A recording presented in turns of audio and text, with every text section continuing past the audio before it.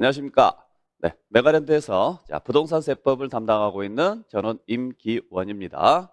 자, 여러분들 이번 과정은 우리 바빠패스라고 해서 우리 바쁜 사회인들을 위해서 가장 핵심적인 부분만 모아가지고 강의를 해드리는 내용입니다. 자, 그래서 앞으로 약 한 20강 정도로 해서 여러분들에게 세법에 대한 전반적인 내용 지금부터 설명을 드릴 건데, 자, 여러분들 이 바빠패스는 기본적으로 100점짜리 수업은 아닙니다.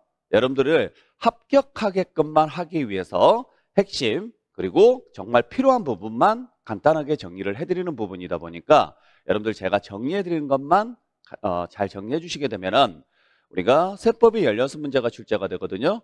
16문제에서 10개 이상은 충분히 맞출 수 있게끔 해드린다. 꼭 믿고 따라와 주시길 부탁드릴게요. 자, 중요한 것은 뭐냐면 첫 번째는 여러분들 스스로를 믿어야 돼요. 그리고 저를 믿어주셔야 돼요. 나는 할 수 있어. 그래, 이 강의만 들으면은 충분히 60점은 맞을 수 있어. 우리 합격 점수가 60점인 건 알 수 있죠? 그 믿음이 가장 중요합니다. 그 다음에 두 번째는 제가 해드린 것만 하세요. 만약에 제가 설명을 안 해드리는 부분이 있거나 이런 부분들에 대해서는 그냥 건너뛰셔도 상관은 없습니다. 자, 그 다음에 세 번째는 여러분들이 이걸 한 번 듣고는 절대 안 돼요.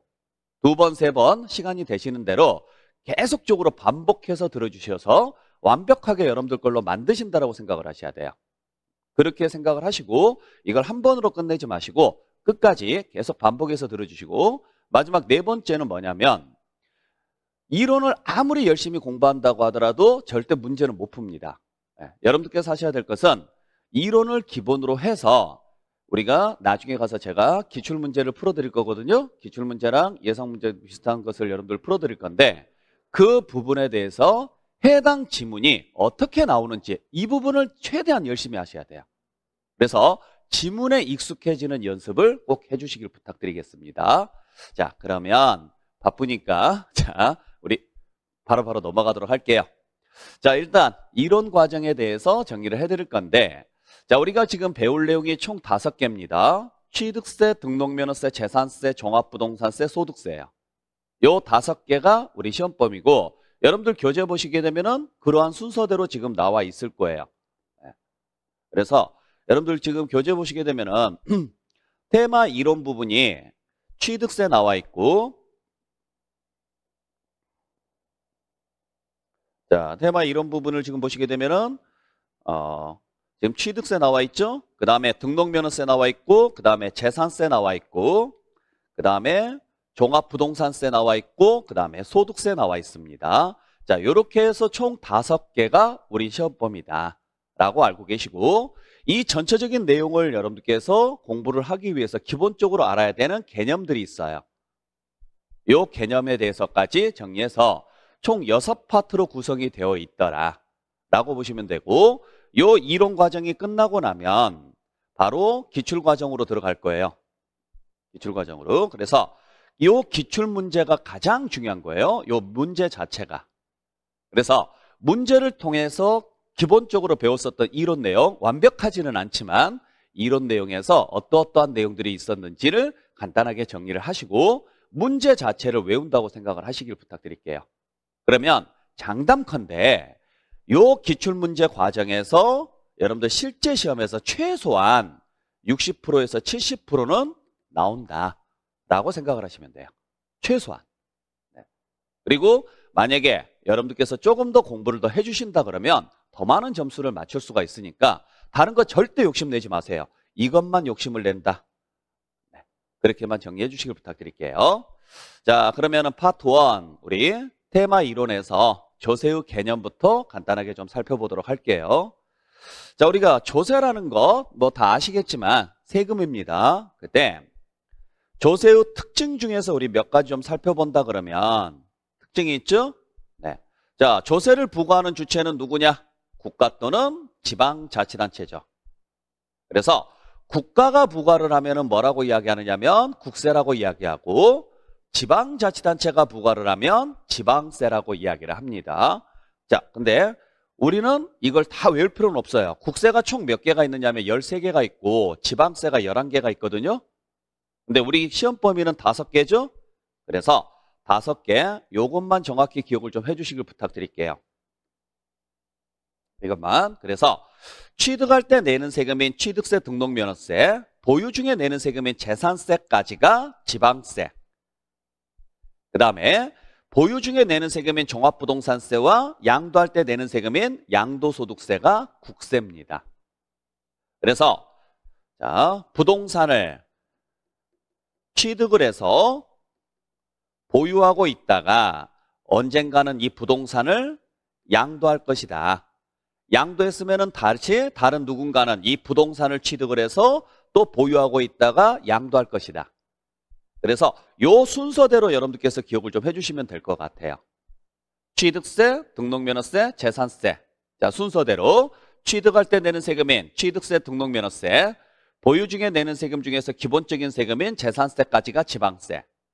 그 다음에 보유 중에 내는 세금 중에서 종합부동산세라는 세금과 양도할 때 내는 세금인 양도소득세가 국세다. 자, 그때 국세의 관할관청이 어디냐면은 세무서예요. 국세는 무조건. 그래서 국세청, 자, 국세는 국세청에서 관할을 하는데 국세청 산하에 누가 있느냐면 세무서가 있어요. 그래서 주의하셔야 될 것은 세무서는 국세만 담당한다라는 거예요. 지방세는 담당하지 않습니다. 그러면 지방세는 누가 담당하느냐? 지방세는 지방자치단체가 담당을 하는데 그때 지방자치단체는 총 몇 개가 있느냐면 6개가 있어요. 그중에서 취득세는 광역단체인 특별시, 광역시, 도에서 징수를 하게 될 것이고 재산세는 기초단체인 시나 군이나 구에서 징수를 한다. 자, 그래서 특광도, 시군구 외운 다음에 맨 뒤에 거 2개 연결하세요. 그게 등록면허세예요. 쉽게 말씀드린다 그러면 이렇게 보시면 되겠죠? 쉽게 말씀드려서 자, 서울특별시 노원구에 소재하는 건물이다 라고 이야기하면 취득세는 요 서울시에서 가져가는 세금이고 재산세는 노원구에서 가져가는 세금이에요. 자, 인천광역시 강화군에 소재하는 건물을 취득을 했다. 그러면 취득세는요. 인천시에서 가져가고 재산세는 강화군청에서 가져갑니다. 경기도 성남시에 있는 건물을 취득을 했다. 그러면 취득세는 경기도청에서, 재산세는 성남시청에서요. 그래서 여러분들께서 주소를 적을 때, 어떤 물건 소재지 주소를 적을 때 맨 앞에서 쓸 수 있는 곳이 취득세, 그 다음에 쓸 수 있는 곳이 재산세예요. 그러니까 맨 앞에 쓸 수 있는 것이 딱 3개밖에 없죠. 특별시, 광역시, 도밖에 없어요. 그 다음 쓸 수 있는 주소가 시나 군이나 구가 되겠죠. 자, 이렇게 적어놓고 위에 3개가 취득세, 밑에 3개가 재산세. 자, 그러면 취득세하고 재산세하고 중복되는 게 하나도 없죠? 그 다음에 맨 뒤에 거 2개 연결한 게 등록면허세. 네. 자, 이렇게 해서 여러분들 기억을 좀 해주시길 부탁드릴게요. 자, 그 다음에 조세는 뭐가 원칙이냐면 금전으로 납부하는 게 원칙입니다. 금전, 현금으로 내는 게 원칙이에요. 자, 그러다 보니까 세금이라는 것은 사용이 목적인 거지 저축이 목적은 아니에요. 그래서 금전으로 내는 걸 기본으로 합니다. 다만 아주 예외적으로 뭘 인정해주고 있느냐면 물납과 분할납부를 인정을 해주고 있어요. 아주 예외적으로. 그래서 물납이라는 것은 물건으로 납부를 하는 것이고 분할납부라는 것은 나누어서 내는 제도인데 여러분들께서 배우시는 세금 중에서 취득할 때 내는 세금인 취등록세에서는 물납과 분할납부 제도가 아예 없습니다. 대신 보유 중에 내는 세금 중에서 여기서부터 물납이나 분할납부 제도가 나오기 시작하는데 자, 꼭 기억하셔야 될 것. 여러분께서 배우시는 5개의 세금 중에서는 물납이 가능한 경우는 재산세 하나밖에 없다. 반대로 분할납부는 재산세, 종합부동산세, 소득세까지 가능하더라. 반드시 암기하셔야 돼요. 이건 그냥 외우셔야 돼요.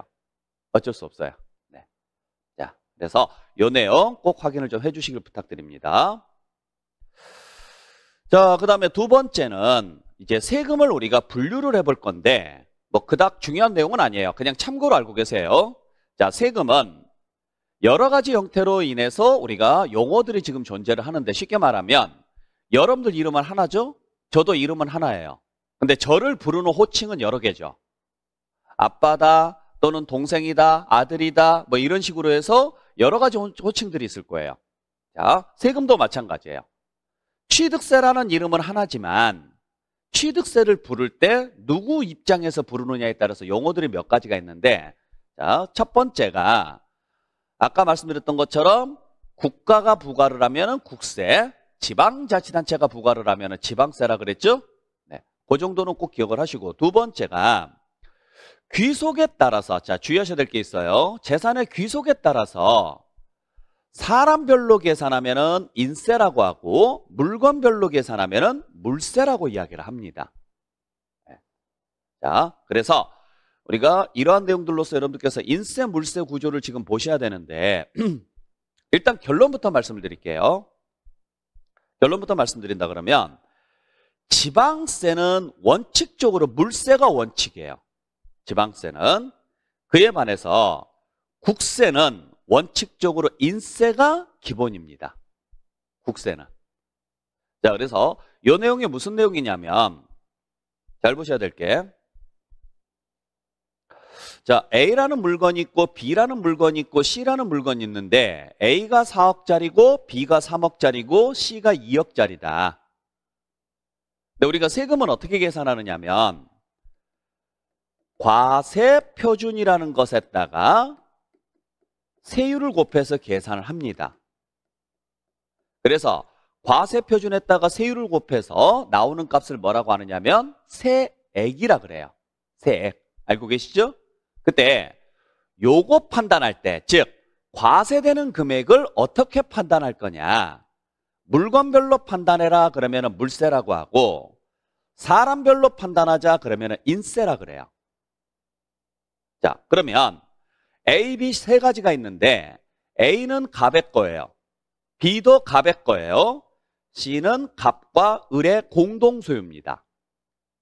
예를 들어서 그러면 세금 계산하는 방식은 두 가지 방식이 있다. 첫 번째, 누구 건지에 관계없이 4억에다가 세율 곱해가지고 세금, 3억에다가 세율 곱해가지고 세금, 2억에다가 세율 곱해가지고 세금. 자, 이렇게 계산하는 방식이 물세. 물건 하나씩 계산했죠? 자, 그거와 관계없이 누구 건지를 봅시다. 봤더니 갑과 을의 거네요. 그래서 갑의 걸 다 묶어보니까 A하고 B하고 C의 절반 8억 나오네요. 여기에다가 세율 곱해가지고 세금.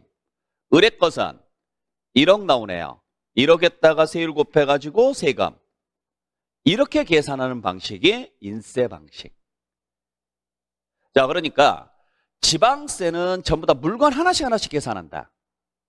국세는 물건 하나씩 계산하는 게 아니라 이게 누구 건지를 보고 한 사람이 여러 개를 소유하고 있으면은 합산하시고 하나의 물건을 두 사람 이상이 공동으로 소유하고 있으면은 나누시고 이렇게 가셔야 돼요. 꼭 기억을 좀 해주시길 부탁드릴게요. 그러면 왜 지방세는 물건별로 계산하고 국세는 인별로 계산하느냐? 이유는 간단해요.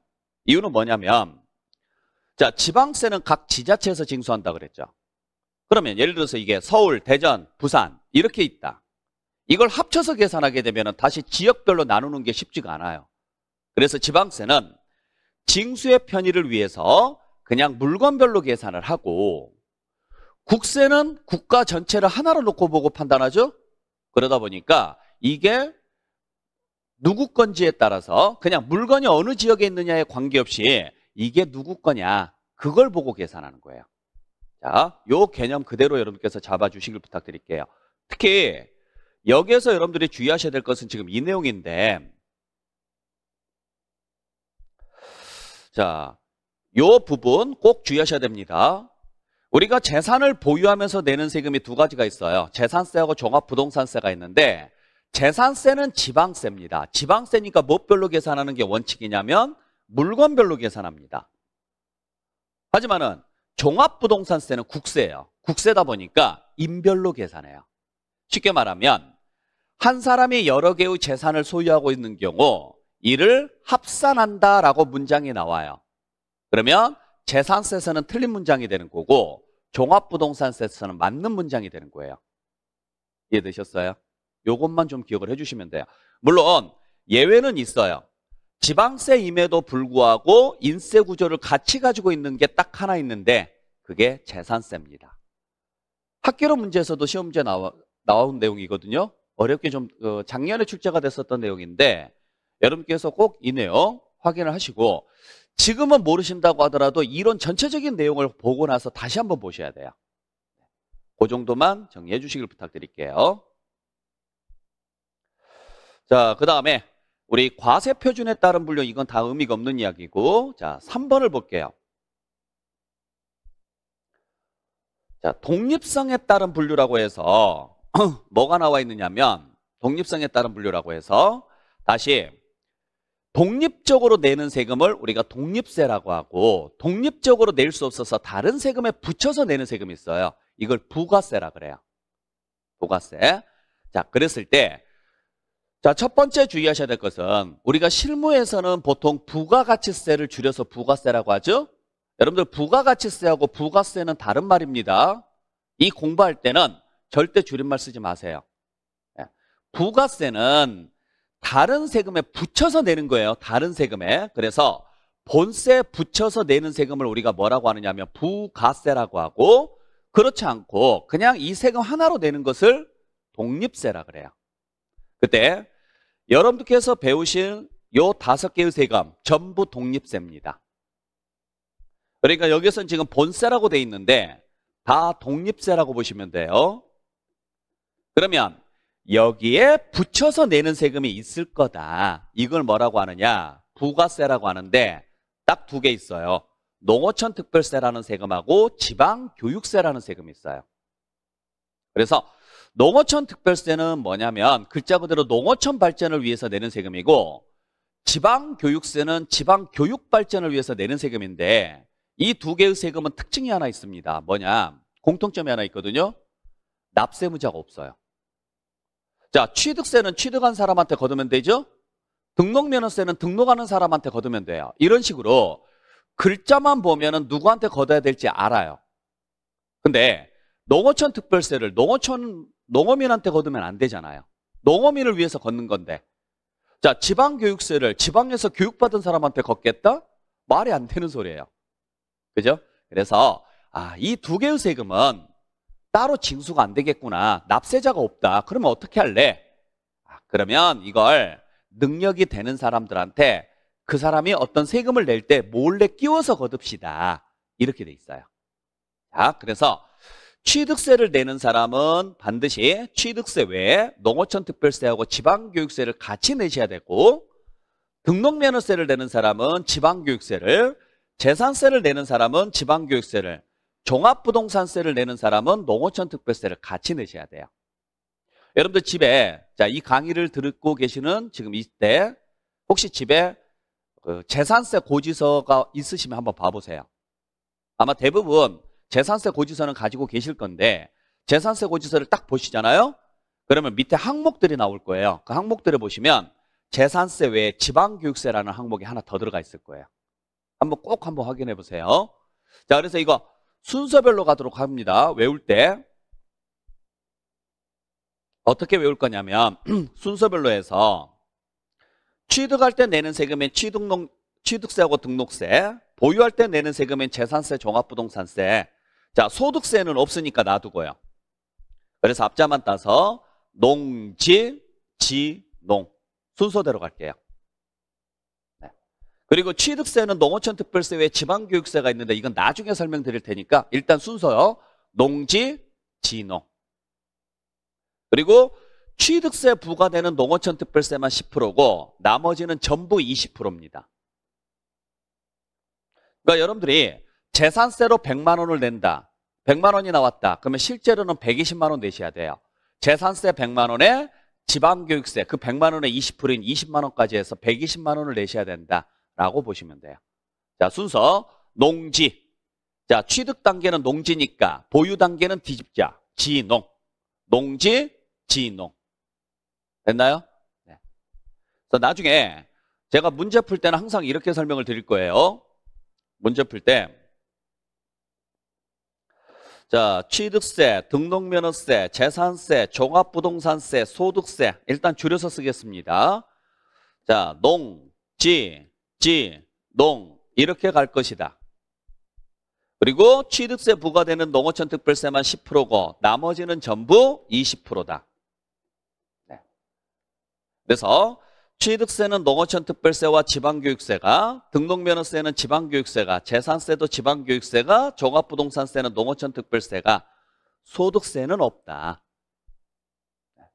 이렇게 해서 여러분들에게 수업 시간에 기출문제 할 때 이런 식으로 풀어낼 거니까 꼭 기억을 해주시고, 자, 혹시라도 우리 시험지에서는 나오지는 않지만 감면이라고 나올 때가 있을 거예요. 혹시라도. 그럼 무조건 농특세예요. 감면은. 그래서 감면에 부과되는 세금은 농어촌 특별세다. 그 정도만 정리해 주시길 부탁드릴게요. 자, 그렇게 해서 여러분들 정리를 좀 해주시면 될 것 같아요.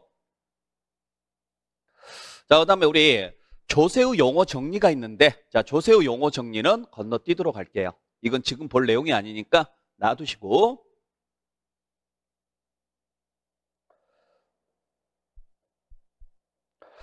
자, 그 다음에 여러분들이 보셔야 될 게 이게 하나 있어요. 요 표 꼭 정리해 주시길 부탁드릴게요. 요 표. 여러분들 교재는 20페이지에 나와 있는 표인데, 자, 학교론 문제에서도 출제가 잘 되고 우리 세법 문제에서도 출제가 잘 되는 내용 중에 하나예요. 그래서 지금 보시게 되면은, 자, 부동산을 취득을 해서 가지고 있다가 팔게 됩니다. 그러면 다른 누군가는 다시 언젠가는 부동산을 다시 취득을 하게 될 것이고, 이 과정을 부동산 활동 과정이라 그래요. 부동산 활동 과정. 이때 나올 수 있는 세금들이 뭐가 있느냐, 요걸 여러분들이 잘 보셔야 되는데, 자, 우리 취득할 때 내는 세금 중에서 가장 대표적인 게 뭐냐면 당연히 취득세하고 등록면허세예요. 그 외에 상속세, 증여세도 있는데, 네, 같이 보시면 돼요. 그 다음에 보유 중에 내는 세금 중에서 가장 대표적인 세금이 재산세하고 종합부동산세입니다. 네. 그 다음에 양도할 때 내는 세금 중에서 가장 대표적인 세금이 양도소득세입니다. 자, 요건 기본적인 내용이니까 잘 정리를 하실 수 있는데, 자, 여기서 몇 가지 주의하셔야 될 게 있어요. 첫 번째는 뭐냐면 요 지방교육세예요. 자, 지방교육세는 취득하고 보유 단계에서는 나올 수가 있지만은 양도 단계에서는 절대 나올 수 없습니다.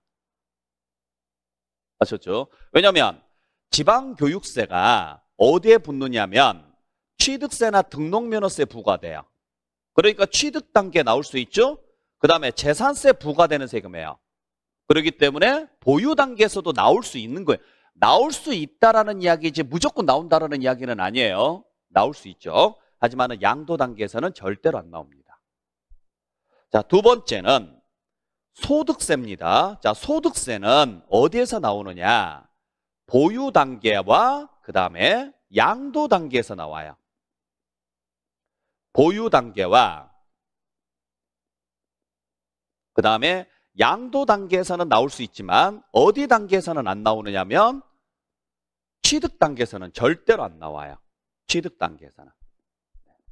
그러니까 이렇게 보시면 돼요. 내가 부동산을 취득하면서부터 돈을 벌지는 않거든요. 부동산을 취득했을 때는 돈을 벌지 않죠. 대신 부동산을 가지고 있으면서 임대를 냈다. 소득이 발생을 하죠. 팔았다. 소득이 발생하죠. 그래서 소득세는 보유와 양도 단계에서는 나올 수 있지만, 여기 나와 있죠? 자, 소득세는 보유와 양도 단계에서는 나올 수 있지만 취득 단계에서는 절대로 안 나와요. 대신 방금 말씀드렸던 것처럼 지방교육세는요, 취득과 양도, 보유 단계에서는 나올 수 있지만 양도 단계에서는 나올 수 있다 없다? 절대로 안 나온다. 꼭 기억을 좀 해주셔야 돼요.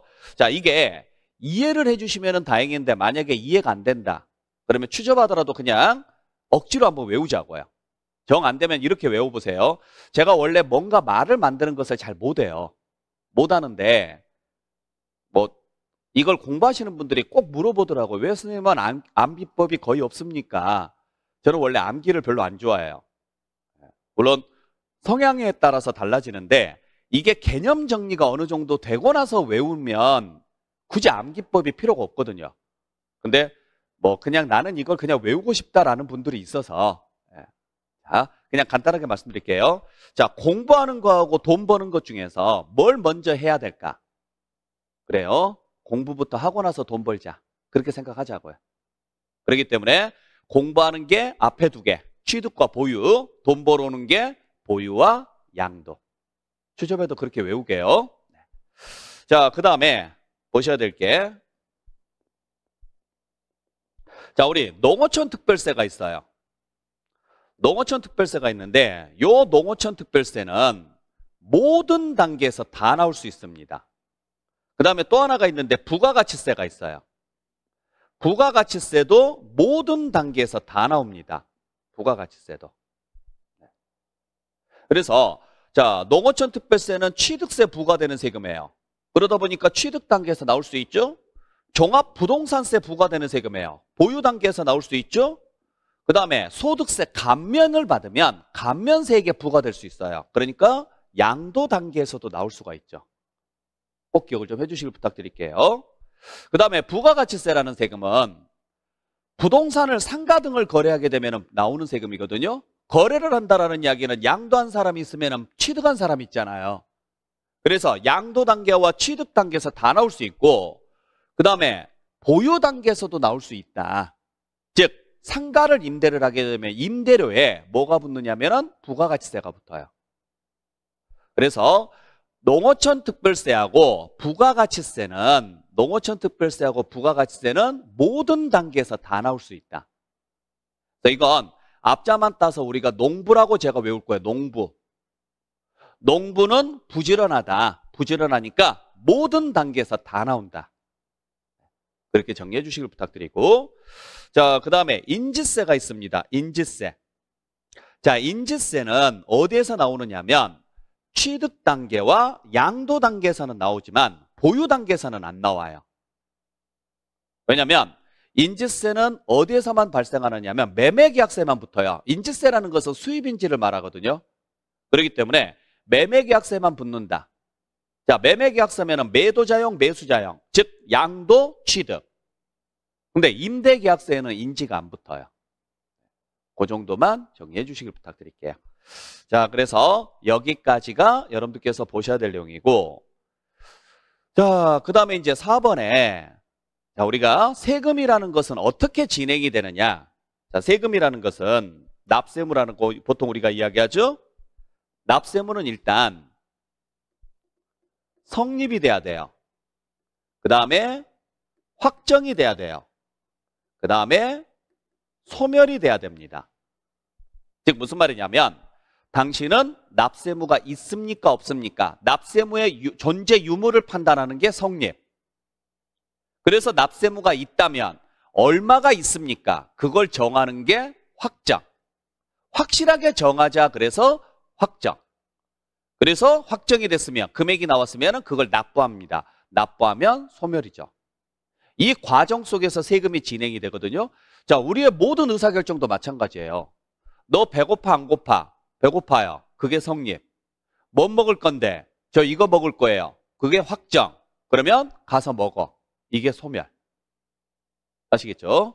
자, 그때 우리 납세무가 성립이 돼야지만 그 다음에 뭐가 이루어지느냐 하면 확정이 이루어지고 확정이 돼야지만 소멸이 돼요. 그래서 제일 먼저 우리가 확인해 볼 게 성립인데, 자, 납세무는 언제 성립합니까? 취득세는 당연히 언제? 취득하는 때입니다. 등록면허세는 두 개의 세금이 혼합된 건데 등록세하고 면허세로 예전에 구분됐던 게 지금 합쳐서 등록면허세라 그래요. 그중에 우리는 등록종만 배울 거예요. 그래서 등록면허세는 언제냐? 등록하는 때예요. 자, 이렇듯 어떤 행위가 있어서 내는 세금은 글자가 들어갑니다. 취득세니까 취득하는 때, 등록면허세니까 등록하는 때예요. 어렵지 않죠? 네, 그대로 정리하세요. 자, 그래서 취득해서 등기를 했으면 내 재산이 됐잖아요. 그때부터 매년 내야 되는 세금이 뭐냐면 재산세예요. 이렇듯 재산세처럼 아무런 행위 없이 내는 세금들은 날짜를 고정시켜 줬습니다. 이걸 무슨 날이라고 하느냐면 기준일이라고 하고 언제냐? 6월 1일이에요. 그러니까 재산세는 재산이 있으면 내는 세금이에요. 근데 정확히 표현하면 언제 재산이 있어야 되느냐? 6월 1일 날. 6월 1일 날. 근데 이게 죄송한데 6월 1일이 맞는 건지 6월 1일이 맞는 건지 좀 모르겠어요. 발음 자체가. 뭐가 맞아요? 죄송합니다. 자, 그래서 6월 1일 날. 요 날 재산이 있는 사람이 무조건 1년치 다 내는 거예요. 이 날을 무슨 날이라고 하느냐면 과세 기준일이라고 하고, 그 다음에 재산세를 내는 사람 중에서 일부가 다시 무슨 세금을 내느냐면 종합부동산세를 내요. 그러니까 종합부동산세는 재산세 납세무자 중에서 일부가 내요. 그렇기 때문에 재산세하고 똑같이 언제 납세무가 성립하느냐면 기준일인 6월 1일 날 납세무가 성립이 됩니다. 그러니까 재산세나 종합부동산세는 둘 다 언제 재산 있는 사람이 낸다? 6월 1일. 됐죠? 네. 자, 그리고 나서 이걸 임대를 하거나 양도를 합니다. 그러면 뭐가 발생해요? 소득이 발생하죠? 그때 소득세는 언제 납세무가 성립하느냐? 이거 꼭 주의하셔야 돼요. 과세 기간이 끝나는 때예요. 과세 기간이 끝나는 때. 소득세는. 그래서 소득세 같은 경우는 취득세하고 등록면허세하고는 달리 자주 발생하는 행위거든요. 행위 자체가. 우리가 소득이라는 것은 쉽게 말하면 경제활동인데 대부분의 사람들은 매일매일 경제활동을 하죠. 노동을 제공을 하거나 개인 사업을 하거나 하면서 매일매일 소득활동을 합니다. 경제활동을. 그런데 만약에 매일매일 경제활동할 때마다 납세무가 있다 그러면 매일매일 세금을 내야 돼요. 이게 너무 불편해서 소득세만큼은 뭘로 가기로 했느냐면 기간별로 묶기로 했어요. 그 기간을 무슨 기간이라고 한다?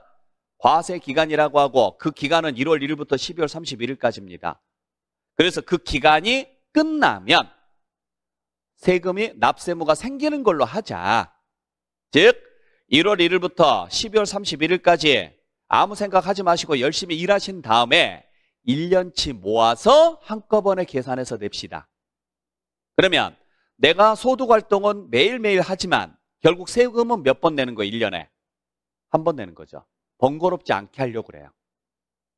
꼭 기억을 해주시길 부탁드릴게요. 자, 그래서 이 5개는 여러분들 기본적인 사항이니까 꼭 기억하시길 바랍니다. 첫 번째, 취득세는 언제? 취득하는 때. 등록면허세는 등기 등록하는 때. 재산세나 종합부동산세는 과세 기준일인 6월 1일. 소득세는 과세 기간이 끝나는 때. 특히 소득세 주의하시고. 아셨죠? 절대 소득이 발생하는 때 그러시면 안 돼요. 과세 기간이 끝나는 때. 소득세는 기간별로 묶어서 계산한다. 핸드폰 요금하고 똑같다. 핸드폰 요금은 핸드폰 쓸 때마다 내는 거 아니다. 한 달에 한 번씩 정산해서 낸다. 왜? 매일 쓰니까. 이렇게 정리하시면 돼요. 단 여기서 하나 주의하셔야 될 게 있어요. 몇 가지 주의하셔야 될 게 있는데 첫 번째가 뭐냐면 재산세나 종합부동산세처럼 아무런 행위 없이 내는 세금은 전부 다 과세 기준일을 정해줬고 그 과세 기준일은 6월 1일이라 그랬죠? 근데 유일하게 딱 하나 요 주민세 있어요. 주민세는 7월 1일이에요. 꼭 기억하시고요. 그렇게 해서 여러분들께서 정리해 주시면 되고, 자, 그 다음에 우리 지방교육세가 있어요. 여러분들 지방교육세는 부가세죠. 부가세는 따로 세금을 낼 수가 없고 다른 세금에 붙여서 낸다 그랬죠? 그래서 그 세금이 뭔지는 모르겠지만 그 세목의 납세무가 뭐 할 때? 성립할 때예요. 자, 이와 똑같이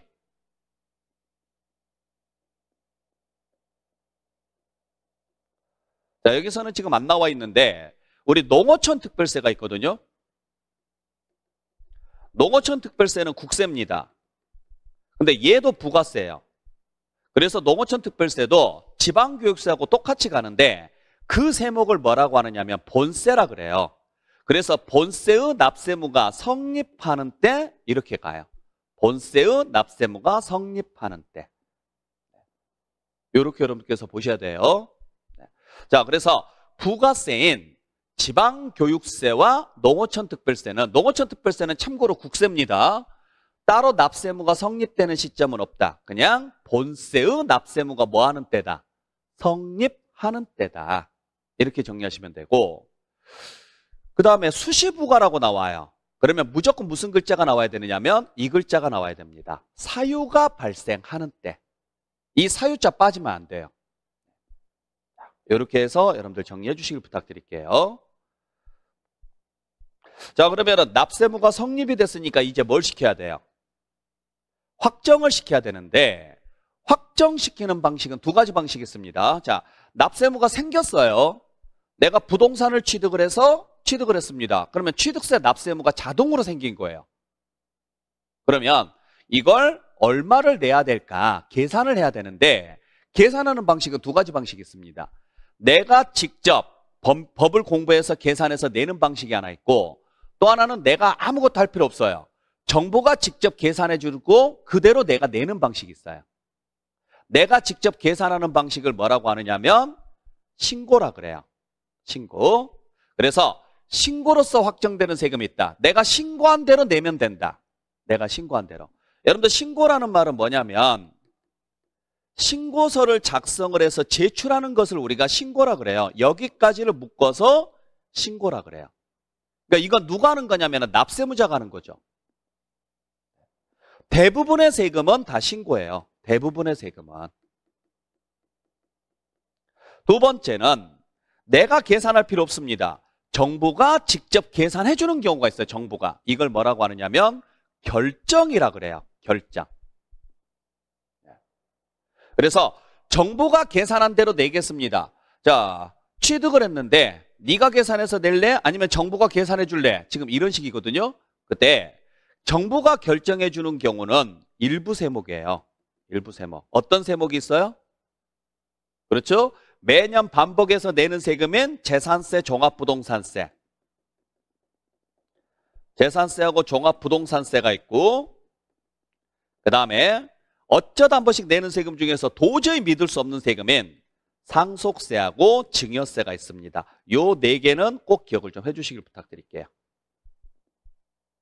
자, 그래서 세금을 보면은요, 딱 두 종류로 나누어져요. 어떤 종류로 나눠지느냐면 내가 뭔가를 했기 때문에 내는 세금들이 있어요. 대부분의 세금이 그래요. 자, 취득세, 취득했기 때문에 내는 거예요. 등록면허세, 등기했기 때문에 내는 세금이에요. 소득세, 소득활동을 했으니까 내는 세금이에요. 이렇듯 어떤 행위가 있어서 내는 세금들 있잖아요. 이러한 것들은 전부 다 신고해야 돼요. 왜 신고를 해야 되느냐? 정부가 모르니까 그래요. 그러니까 정부 입장에서는 네가 어디 가서 무슨 짓을 했는지 모르니까 너를 믿어줄게. 그러니까 네가 어디 가서 무슨 짓을 했고 뭘 얼마만큼 했는지를 직접 적어서 계산해서 내. 그러면 그대로 믿어줄 테니까 이게 신고제도. 근데 어떤 세금은 아무 짓도 안 했는데 내는 세금이 있어요. 재산세나 종합부동산세가 가장 대표적인 케이스죠. 이거 말고도 자동차세라든지 주민세 등이 있거든요. 단순히 재산이 있으니까 낸다. 자동차가 있으니까 낸다. 내가 세대 주니까 낸다. 아무 짓도 안 했어요. 근데 왜 낼까?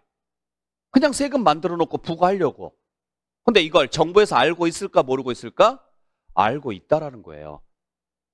그렇기 때문에 정부에서 알고 있으니까 우리한테 굳이 신고하라고 안 해요. 직접 계산을 하는 거죠. 그쪽에서요. 자, 두 가지 방식이 있습니다. 그래서 우리가 아무 행위 없이 내는 세금, 매년 반복해서 내는 세금인 재산세, 종합부동산세, 그 다음에 어쩌다 한 번씩 내는 세금 중에서 도저히 믿을 수 없는 세금이 있어요. 상속세, 증여세. 요 네 가지는 정부가 직접 결정한 대로만 낸다. 그 외에는 내가 신고한 대로 낸다. 꼭 두 가지 기억을 좀 해주시고. 자, 그랬을 때 여러분들이 한 가지 보셔야 될 게 있는데 뭐냐면 세금의 흐름을 아셔야 돼요. 자, 세금은 두 종류입니다. 납세무가 성립이 됐을 때 법으로 정해놓은 날짜까지, 법으로 정해놨다 그래서 얘를 뭐라고 하느냐면 법정기한이라 그래요.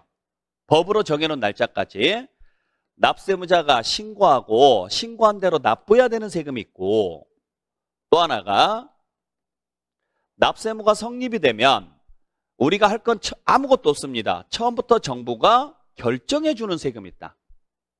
두 가지 세금이 있는 거예요. 아셨죠? 자, 그랬을 때 대부분의 세금은 다 뭐 해야 되는 세금이에요? 신고해야 되는 세금이에요. 일부 세목에 대해서만 정부가 직접 결정을 해준다. 아까 어떤 세금? 재산세, 종합부동산세, 상속세, 증여세. 이 정도 보시면 돼요.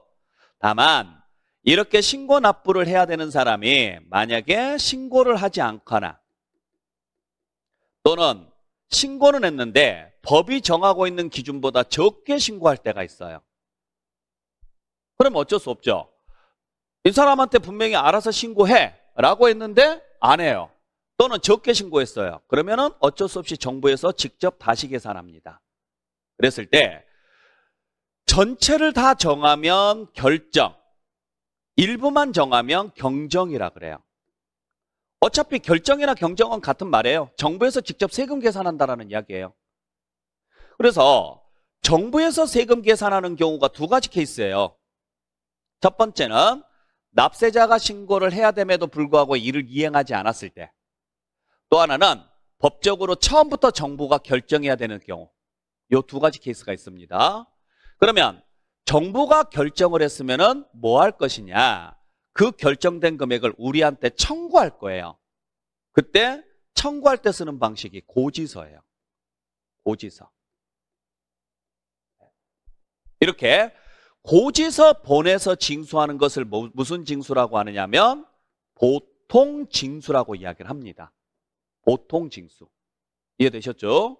자, 그래서 우리 징수 방식은 두 가지가 있어요. 하나는 신고하고 납부하는 방식이 있고 또 하나는 보통 징수 방식이 있다. 앞으로 보통 징수한다라고 이야기하면은 고지서라고 생각을 하셔야 돼요. 그러면 이 고지서에 언제까지 내십시오 해서 납기가 적힐 거고 만약에 이때까지 안 내면 다시 고지서 보내요. 그래도 안 내면 또 보내고 또 보내고 하다가 마지막 가서는 독촉장이나 최고장을 보내고요. 그래도 안 내면 압류를 하고요. 그래도 안 내면 최종적으로 매각까지 진행을 해버립니다. 여기까지가 집행 절차예요. 이 흐름을 정확히 이해를 하고 계셔야 돼요. 자, 그래서 취득세 같은 경우는 취득을 했으면 법으로 정해놓은 날짜까지 납세무자가 신고를 해야 됩니다. 다만 이를 이행하지 않게 되면 정부에서 결정 또는 경정한 금액을 보통징수에 의해서 징수합니다. 이렇게 갈 거고 재산세는 과세 기준일인 6월 1일 날 납세무가 성립이 되고 원칙적으로 정부가 결정한 금액을 보통징수 방법으로 징수합니다. 이런 식으로 표현을 할 거예요. 용어를 잘 보셔야 돼요. 자, 이때 한 가지 주의하셔야 될 게 있어요. 뭐가 있느냐? 요 신고 납부는 누가 시켜서 하는 게 아니에요. 내가 당연히 해야 되는 의무입니다. 근데 이러한 의무를 이행하지 않잖아요. 그러면 벌금이 붙는데 세법에서는 벌금을 뭐라고 표현하느냐면 가산세라 그래요. 가산세. 네. 자, 그래서 요 가산세에 대해서 여러분들에게 정리를 해드릴 건데 자, 우리 가산세는 글자 그대로 뭘 이행하지 않았을 때요? 의무를 이행하지 않았을 때요. 의무를. 자, 그랬을 때 보시죠.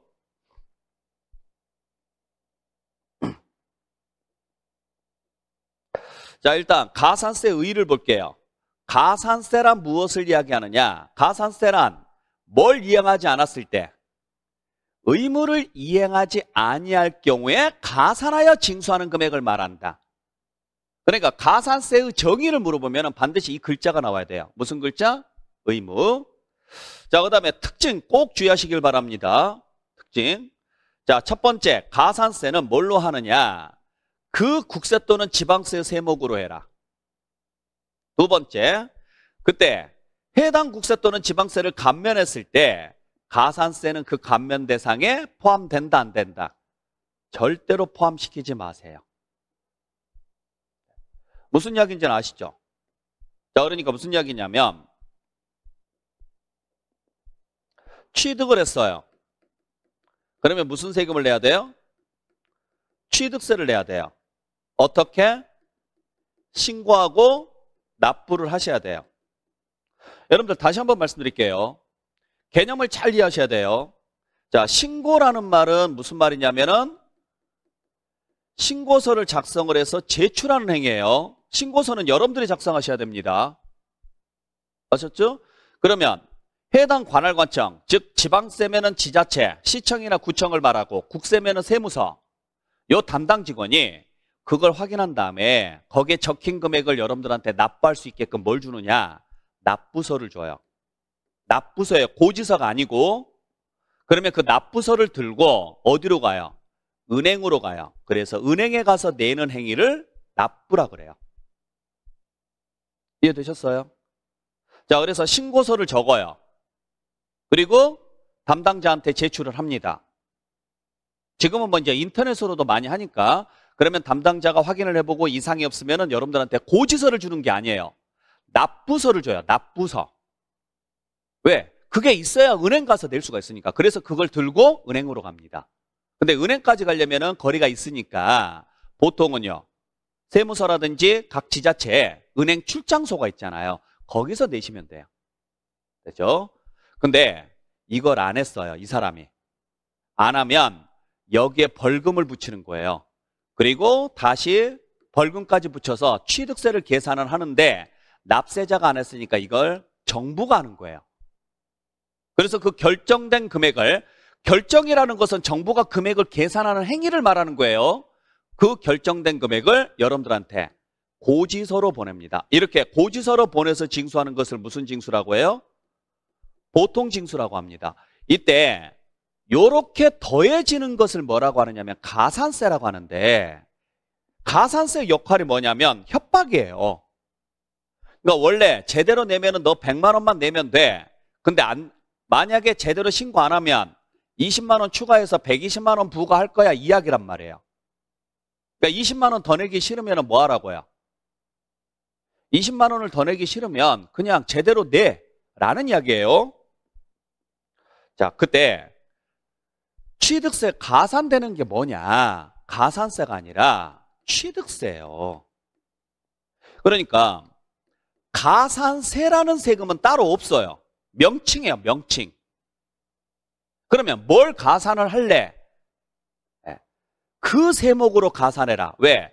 여기에다가 예를 둬야 이 글자가 변하지 않으니까. 무슨 말인지 아셨어요? 바로 이 내용이 아까 그 내용이죠? 즉 가산세는 그 의무가 규정된 국세 또는 지방세 세목으로 해라. 쉽게 말하면 취득세 가산되는 세금은 취득세로 해라. 등록면허세 가산되는 세금은 등록면허세로 해라. 지금 이 이야기라고요. 자, 근데 요 앞에 붙는 취득세하고 뒤에 붙는 취득세하고 의미가 같아야 달라요. 다르죠? 앞에는 진짜로 취득했으니까 내는 세금인 거고, 얘는 잘못했으니까 추가되는 세금인 거고. 그래서 얘를 감면받는다고 하더라도, 얘가 감면된다고 하더라도 얘까지 감면되는 것은 아니다. 만약에 이쪽까지 얘가 뭐라고 주장을 하느냐면, 나도 너랑 이름이 같으니 네가 감면되면 나도 감면해줘라고 우긴단 말이에요. 이건 인정 못하겠다. 요건 잘못해서 내는 세금이니까 얘까지 감면해주게 되면은요, 제재 효과가 반감되는 문제가 생기잖아요. 무슨 말인지 아시겠죠? 그래서 가산세까지 그 감면 대상에 포함된다, 안 된다? 안 된다. 자, 그때 가산세의 종류를 볼게요.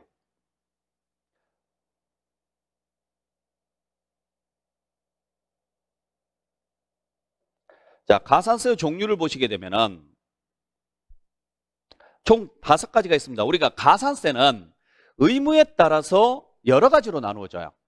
근데 세법에 보면은 의무가 굉장히 많거든요.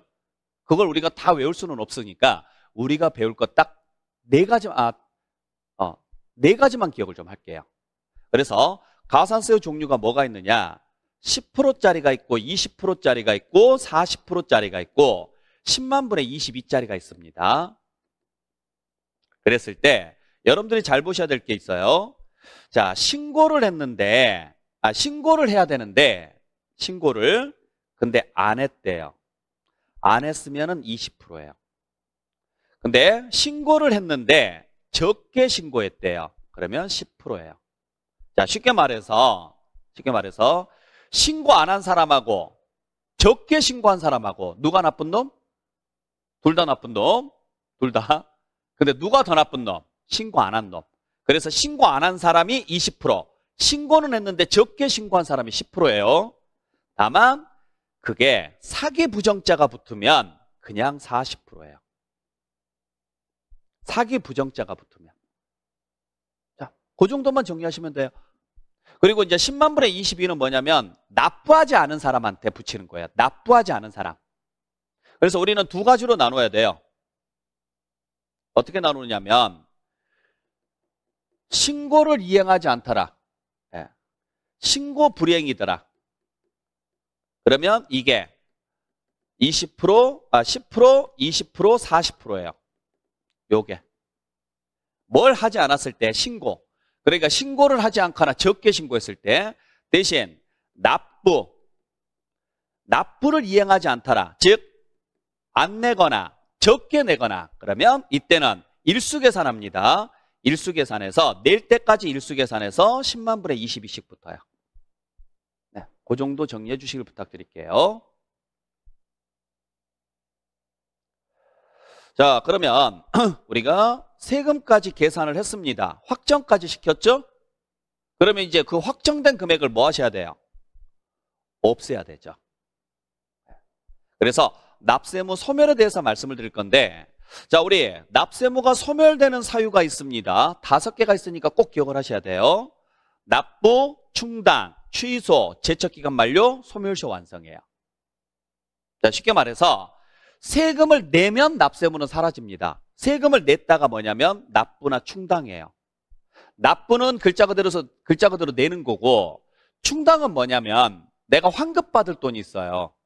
환급받을 돈이 있는데 그 돈을 환급을 안 해주고 내가 내야 될 다른 세금에 채우는 거예요. 양아치죠, 거의? 네. 자, 이래서 어찌됐든 간에 내가 세금 냈으니까 상관이 없어요. 근데 문제는 세금을 안 냈는데도 불구하고 납세무가 사라지는 경우가 있습니다. 취소가 있고 제척기간 만료가 있고 소멸시효 완성이 있어요. 요 5개예요. 그래서 취소는 민법 시간에 배우시면 아시겠지만 무효가 되니까 처음부터 거래가 없었던 걸로 봐요. 그래서 납세무는 자동으로 사라지는 거고, 자, 제척기간이 있고 그 다음에 소멸시효가 있는데 이건 지금부터 설명드릴게요. 일단 설명드리기 전에 이거 외에는 납세무가 소멸될 수 있는 사유가 없어요. 그래서 가끔 시험지에서 자주 나오는 게 사망하고 합병이거든요. 납세무자가 사망을 했다? 사라지지 않습니다. 어떻게 되느냐? 승계가 돼요. 기업이 합병이 되면서 하나의 기업이 사라졌다. 그러면 합병되는 회사 쪽으로 납세무가 승계가 돼요. 그래서 사망이나 합병은 납세무가 소멸이 되는 게 아니라 뭐가 되느냐면 승계가 됩니다. 이렇게 보시면 돼요. 자, 그러면 이 중에서 여러분들이 보셔야 될 게 요 제척기간하고 소멸시효를 여러분들께서 보셔야 되는데, 자, 여러분들 제척기간은 부가권에 대한 내용이고 소멸시효는 징수권에 대한 내용이에요. 그래서 무슨 이야기냐면 제척기간은 부가권이죠. 부가권이라는 게 결정 또는 경정인데 이렇게 보시면 되죠. 이해를 하고 일단 외울게요. 정부가 세금 계산하는 이 방법을 요걸 부가권이라 그래요. 문제는 이걸 언제까지 행사할 수 있느냐의 문제예요. 이걸 언제까지 행사할 수 있느냐. 아무 때나 행사할 수 있습니다. 그러면 안 돼요. 왜? 자, 이 사람이 신고를 안 했습니다. 근데 왜 안 했을까요? 일부러 안 했을 수도 있고 모르고 안 했을 수도 있죠? 근데 그걸 찾아서 정부에서 결정을 해서 고지서를 보내야 됨에도 불구하고 안 하고 있다가 한 30년이나 40년 후에 이걸 결정을 한단 말이에요. 참고로 결정을 하면 먼저 통지서를 먼저 보내요. 통지서를. 자, 근데 예를 들어서 제가 이번에 결정 통지서가 하나 왔어요. 세무서에서. 봤더니 30년 전에 세금 안 낸 게 있대요. 30년 전에 세금 안 낸 게 있대요. 그래서 지금 부과를 하겠대요. 너무하잖아요. 그래요. 제가 세금 안 낸 건 그럴 수 있다. 뭐 제 잘못이니까 미안해요. 근데 그게 뭐 작년도 아니고 2년 전도 아니고 30년 전의 걸? 이건 너무하잖아요. 야, 이렇게 하면은 대한민국 국민 중에서 단 한 사람도 발 뻗고 못 잔다. 안 되겠다. 그래서 이걸 행사할 수 있는 기간을 정해줬습니다. 이걸 무슨 기간이라고 하느냐면 제척기간이라고 하고 현재 5년, 7년, 10년, 15년짜리가 있어요. 여러분들이 알아야 될 것은 이 세 가지만 기억해 주시면 돼요. 만약에 이 기간이 끝나버렸다. 그러면 이런 사실이 확인되더라도 더 이상 이걸 못하게 막아요. 이걸 못하면 정부가 금액을 결정하지 못하면 다음 절차를 진행할 수가 없으니까 우리한테 뭐가 안 오느냐면 고지서가 안 옵니다. 그러면 합법적으로 세금을 안 내도 되거든요. 이걸 제척기간이라 그래요. 아셨죠? 자, 그러면 그때 제척기간은 언제부터 시작하느냐? 요걸 할 수 있는 시점이 언제냐 이야기거든요. 자, 신고하는 세금은 여기서부터 가능하죠. 언제부터? 신고기한 다음 날부터. 신고기한 다음 날부터. 처음부터 정부가 결정해 주는 세금은 여기서부터 가능하죠. 언제부터? 성립일부터. 자, 그래서 볼게요. 자, 방금 말씀드렸던 것처럼 제척기간은 5, 7, 10, 15가 있다 그랬죠? 자, 여러분들은 이렇게 기억을 해주시면 돼요. 지금 여기에 다양하게 나왔는데 일단 사기나 부정 보이면 무조건 10년입니다. 사기나 부정. 그 다음에 신고하지 않았다. 그러면 무조건 7년입니다. 그 외 나머지는 다 5년으로 보시면 돼요. 이건 일단 놔두시고. 자, 국세도 마찬가지입니다. 국세도 여기에는 지금 따로 표시가 안 되어 있는데 지방세만 지금 표시가 되어 있거든요. 근데 상관은 없어요. 상관없이 똑같은 행위로 가시면 돼요. 사기 부정하고 무신고 요거 빼고는 나머지는 다 5년으로 보시면 돼요. 사기 부정은 10년, 무신고는 7년, 나머지는 5년. 됐죠? 그래서 여러분들이 사기나 부정자 보이느냐 아니면 무신고가 보이느냐 요것만 10년, 7년으로 가시고 나머지는 다 5년으로 가시면 되고 국세가 됐든 지방세가 됐든 그리고 그 기산일은 언제가 되느냐 신고하도록 되어 있는 세금은 언제? 신고기한 다음 날. 근데 그 외의 세금은 언제? 성립일. 자, 이 그림 이해하시면 된다 그랬죠?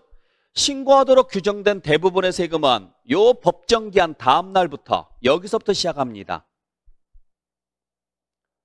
하지만 그 외의 나머지 세금은 언제부터? 성립일부터 시작합니다. 이렇게 보시면 돼요. 자, 그러면 정부에서 결정을 했으면 여러분들한테 뭐 할까요? 고지서를 보냈겠죠. 그죠?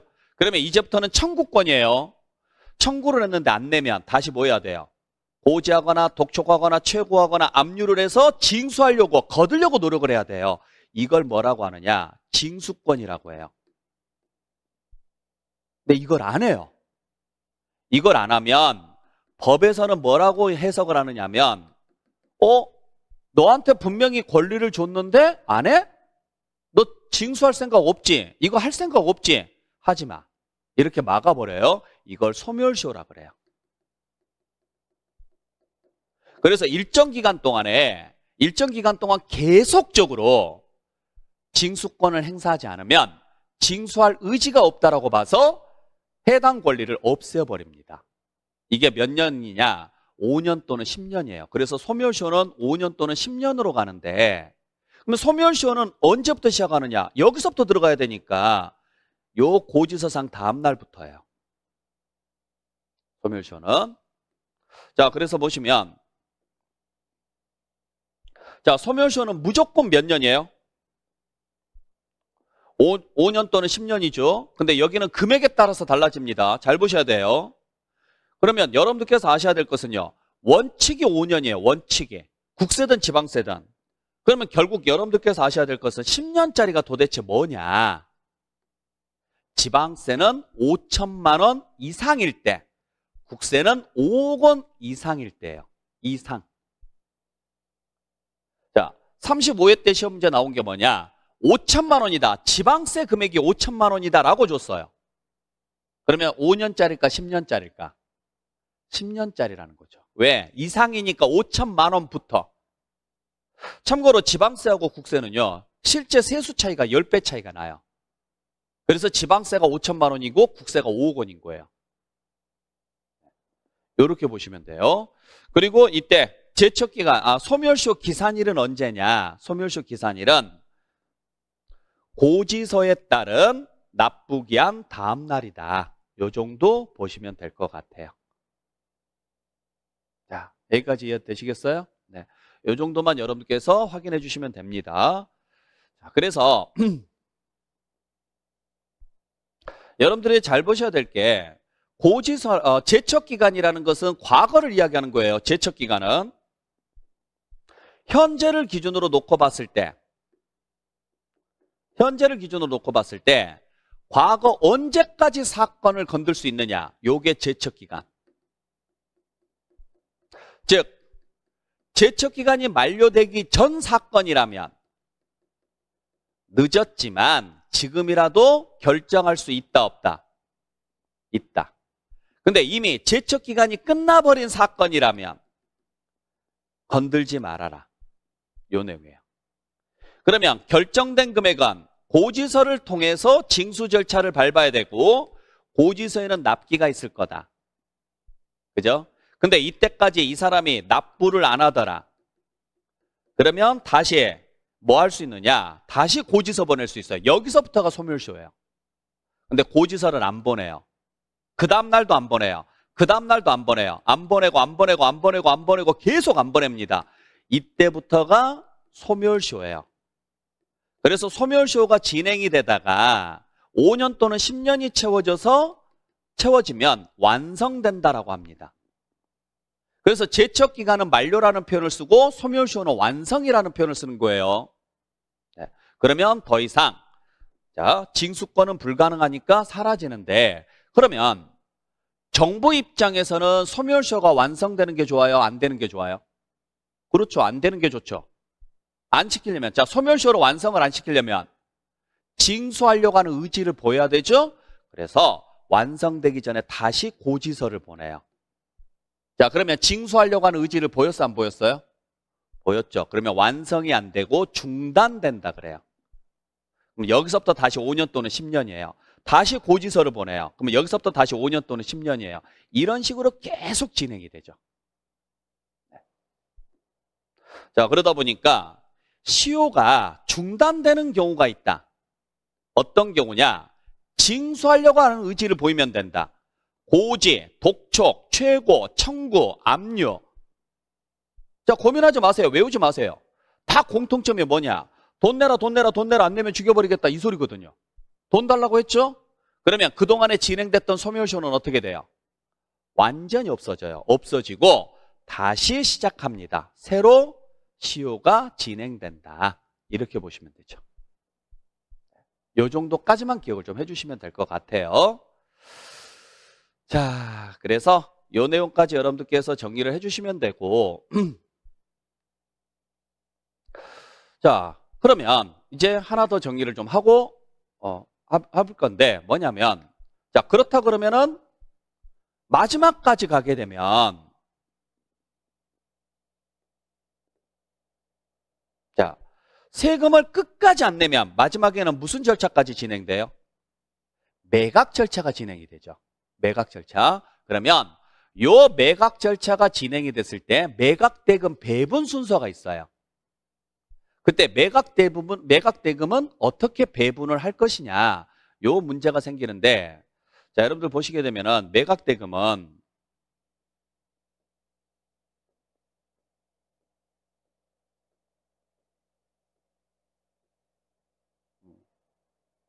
이렇게 보시면 돼요, 여러분들.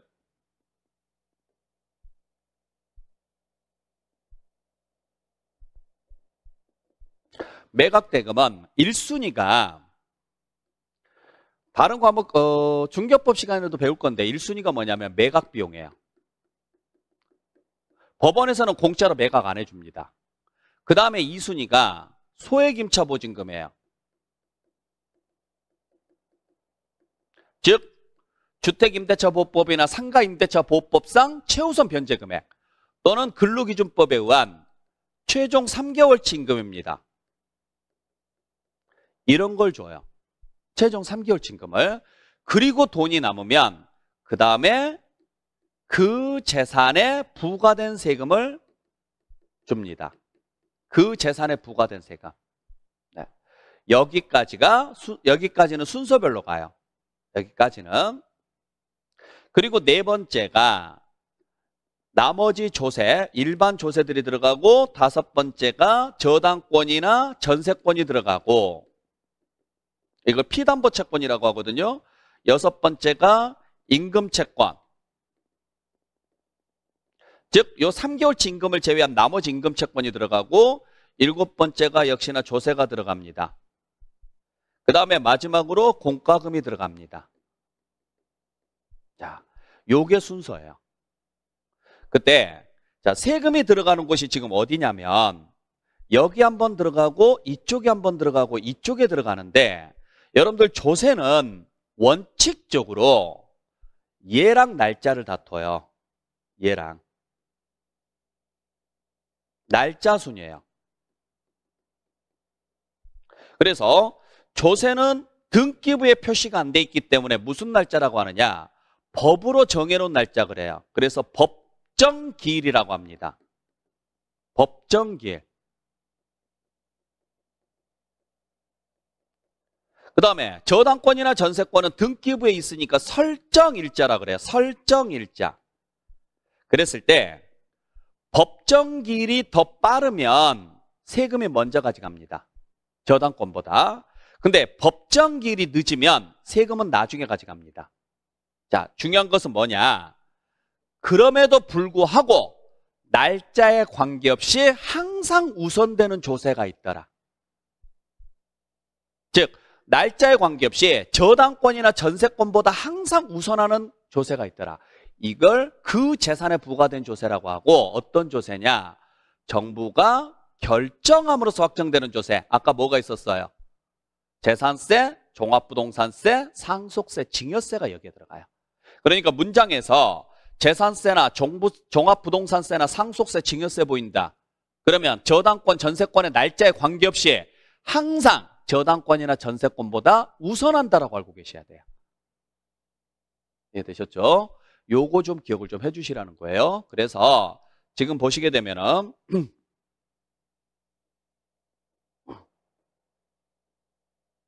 자, 여기에 나와 있죠? 요 내용. 네. 자, 설정일자, 즉 저당권이나 전세권에 관계없이 우선하는 세금이 있다. 그걸 무슨 세금이라고 하느냐면 그 재산에 부과된 세금인데, 재산세, 지역자원시설세, 자동차세, 지방교육세, 종합부동산세, 상속세, 증여세. 자, 재산세가 있고 종합부동산세가 있고 상속세가 있고 증여세가 있고, 다 공통점이 정부가 뭐함으로써? 결정함으로써 확정되는 세금이다, 이 이야기죠. 그러면 이걸 제외한 나머지는 다 신고로서 일반 조세라는 거죠. 그러니까 취득세나 등록면허세는 신고하는 세금이니까 그 재산에 부과된 세금이 아니죠. 그렇죠? 지방교육세도 취득세나 등록면허세 부과되면은 그 재산에 부과된 세금이 아닌 거죠. 소득세라든지 종합소득세, 특히 주의하셔야 될 게 종합소득세하고 종합부동산세 주의하셔야 돼요.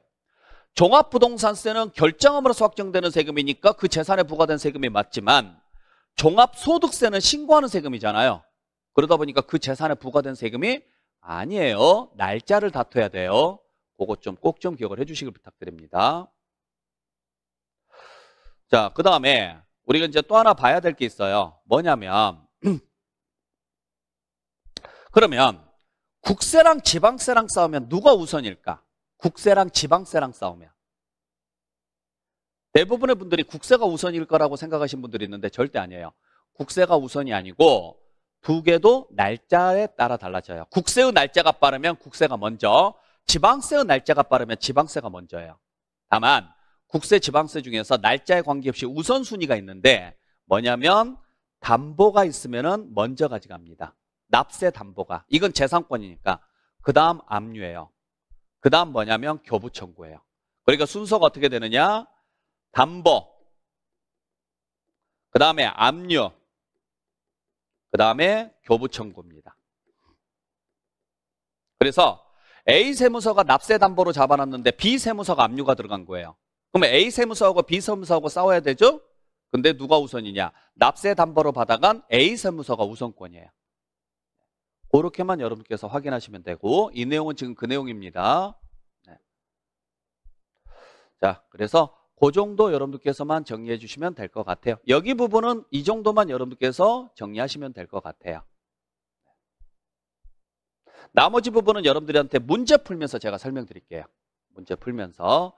자, 그래서 이번 시간에는 조세의 개념에 대해서 간략하게 정리를 해드렸습니다. 조세 개념 쪽에 대해서 정리를 해드렸으니까 여러분들이 이미 알고 계시는 분들도 계실 거고 오늘 처음 들으신 분들도 계실 건데